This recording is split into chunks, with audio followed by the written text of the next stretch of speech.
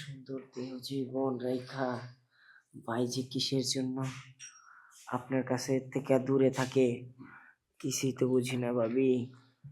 খুব ভালো লাগতেছে। খুব ভালো লাগতেছে। হ্যাঁ, ও আরো ভালো লাগাম। কেমন আছো? ভালো, আমিও আলহামদুলিল্লাহ ভালো আছি। আচ্ছা দেখো, তোমার এই মাসে আসার কথা, তুমি এখনো আসো নাই। তুমি আসবা কবে বলো? আমি আর কত অপেক্ষায় থাকবো? আমার কি এই পর্যন্ত এই যৌবনগুলাকে আমি এইভাবে ধরে রাখবো? আমার কি আর এগুলো কোনো মেটানোর কোনো নাই, সকালাত নাই? হ্যাঁ, তোমারও তো আছে, তুমিও তো প্রবাসে থাকো, আমারও তোমার আছে, তোমার তো কি বলবো আর। তুমিও ওখানে যেভাবে আছো, আমিও এখানে এইভাবেই আছি। আচ্ছা শোনো, আজ সামনের মাসে শিওর আসবা? আচ্ছা আচ্ছা, বাসায় এই যে আমার এই কাজগুলা, যে বাজার করা লাগে, এই করা লাগে, নিজের কাজ আছে, পার্সোনাল কাজ আছে, এগুলা কে করবে? কি ফারহান্ডে দিয়ে করাবো? কি যে বলো, ও পরে লেখাপড়া, ওকে দিয়ে আমি কি করাবো? আচ্ছা বুঝলাম তো, ঠিক আছে। ফারহান্ডে দিয়ে আমার কাজ করাবো? তুমি কি বলো এগুলা সব? তুমি কি মাথা খারাপ হয়েছে তোমার? ফারহান্ডে দিয়ে আমি কি করাবো বলো?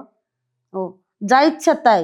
আচ্ছা ঠিক আছে, তুমি যেটা বললা যে যা ইচ্ছা আমি তাই করাবো ফারহান্ডে দিয়া, আচ্ছা ঠিক আছে, আমি ফারহান্ডে দিয়ে করাইবো সব কিছু। আচ্ছা, ভালো থাকো। আমি ফারহান্ডে হুম আচ্ছা। ভাবি হ্যাঁ, নেন তাড়াতাড়ি কোন। এই ফারহান আসছে, আমি পরে কথা বলি তোমার সাথে। ভাই হ্যাঁ, তোর ভাই। কেন আমি কথা কই? চত্বর সব রেখে দিছি। কি হয়েছে, ঝগড়া বেজে গেছে আবার? হ্যাঁ, এই যে তোর ভাই আবার ফোন দিছে, দাও কথা বল, কি বলে বল। না না, আমি ভালো করে কথা বলতে পারি। এই ধৈর্য আর আমার আর কুলাইতেছে না, আমি এখন কি করব বল। আচ্ছা ওইছে কি, এই তো এই মাসে আসবো কইছে তো। এই মাসে আসবো বউ আজ 6টা মাস ধরে বলতেছে এই মাসে আসবো, এই মাসে আসবো, এই মাসে আসবো।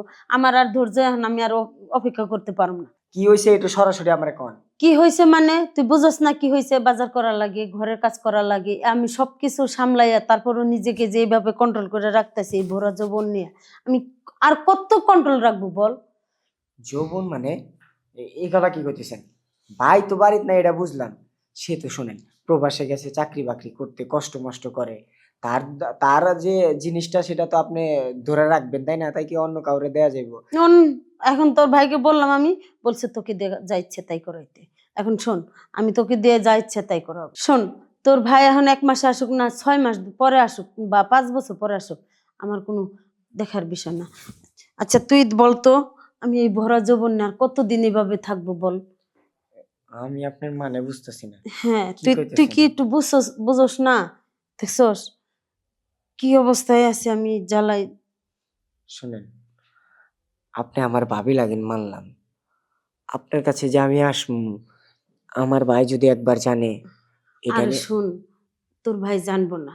কিভাবে জানবো? বাসায় তো আর কেউ নাই, তুই শুধু আর তুই আর আমি, কে জানবো বল? সত্যি এতে তুইও শান্তি পাবি, আমিও শান্তি পাবো। আমারও আগের থেকে শখ ছিল এরকম টস রসের ভাবি যদি আমি কাছে পাইতাম, তাহলে আর যাই হোক, কখনোই আমি ভাবিরে ছাড়তাম না। হ, ভাবিরে আমি এমনি করে রাখতাম। আমিও তো আমার দেবরে এইভাবে করে রাখতাম। ভাবি হ্যাঁ, একটা কাজ করি, কি?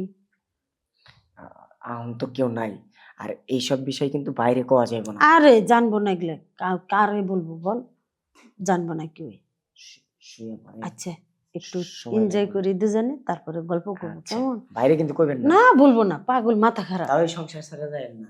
যাবো না তো, বললামই তো। এত সুন্দর দেহ জীবন রেখা ভাই যে কিসের জন্য আপনার কাছে থেকে দূরে থাকে কিছুই তো বুঝি না ভাবি।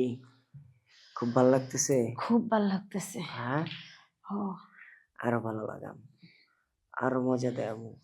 কত সুন্দর লাল দুইটা ঠোঁট, কত সুন্দর দুইটা চোখ, ডালিম গাছের ডালিম, কত সুন্দর। আরে বুক ভরা মধু, এই মধু কে আহরণ করবে, সেই ভ্রমরটাই আমি সেটা শুধু আজকে পেয়েছি।